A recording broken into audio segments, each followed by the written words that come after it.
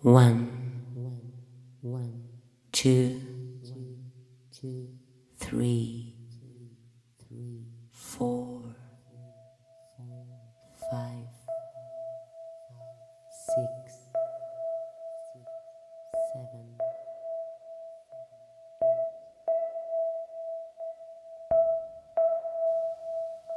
I lie in bed. The bed is in a box between other stacked boxes. In them lie others unknown to me. I can't see any of them from here. The door is closed and there are no windows. Somebody's moaning, I think. Distant clang I hear on the radiator, made by the tip of an umbrella of somebody visiting, I imagine. Maybe this endless beeping is so that I pay no mind to all the others.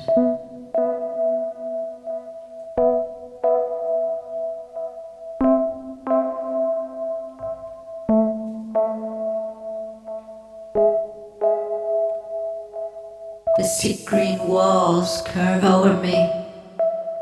I have only just woken up, but I feel I do not have much time left.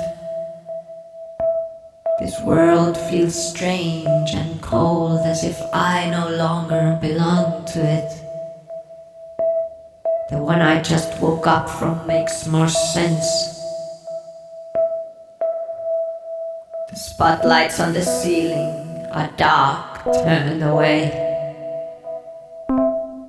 They look into the corner as if offended of not being used. I am weak. Memories start rising like from the sewers, flooding the floors of my feeble mind.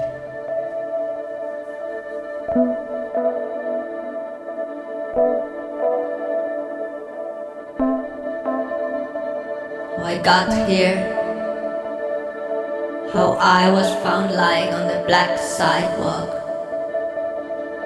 how the moon shone behind the branches and the rain dripped down on my face.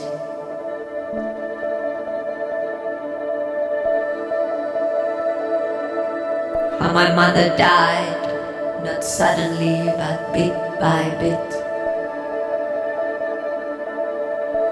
First turning back into a child and then on to something much less. How she dissolved until there was only the skin left, as if someone had quietly turned off the lamps behind her eyes, until there was no one left to leave from behind them.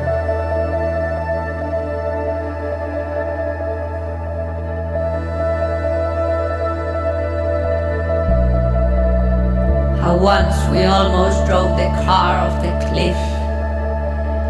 How we laughed where in the end we did not. How I slept for the first time in my apartment and how the kids playing outside woke me up. Familiar noises of the streets of the city still unknown to me.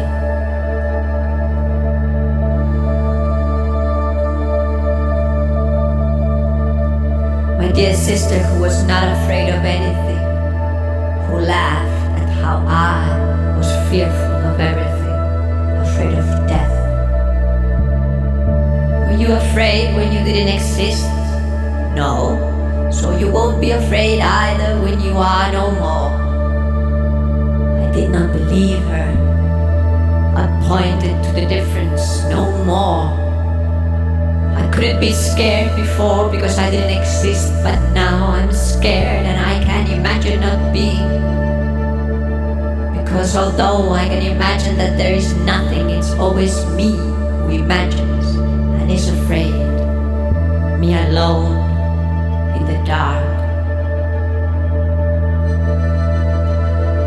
My sister's expression changed as she raised her finger. Now, of course, my dear doom and gloom, you would insist it's dark, but as nothing, by definition, is the lack of everything, I have always seen it more as white. I laughed with her, forgetting about it all, even if it was just for a moment.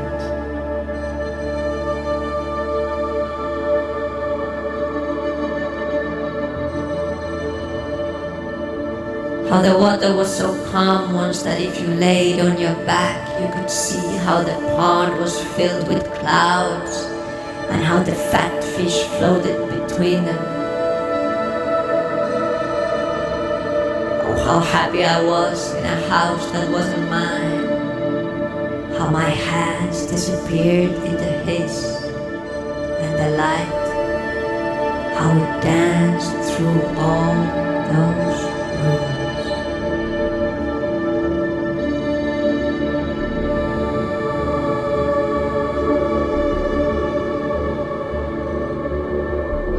How my father found me lying in bed, my face twisted in horror. He couldn't see it, but there was a coffin drawn tightly around me in air. It kept me from moving and talking. I lay in that coffin of light for what seemed small eternities, without my father knowing it. His little girl was being buried alive in front of him.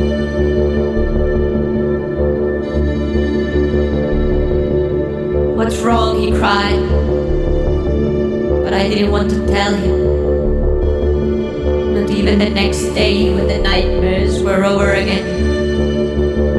The thought was like a curse. I didn't want it contaminating his beautiful mind.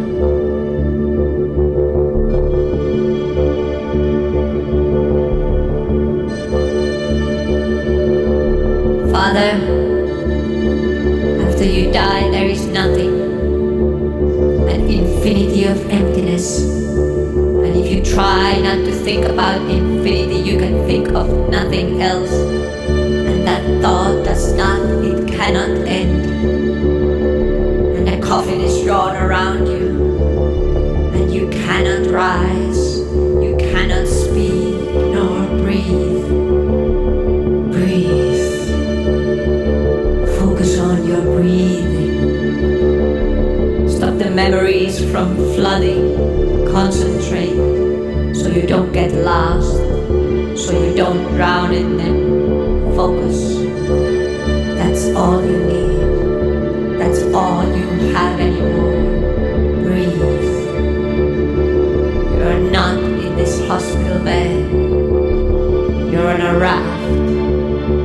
And what you need to do is push it away off the shoreline and breathe.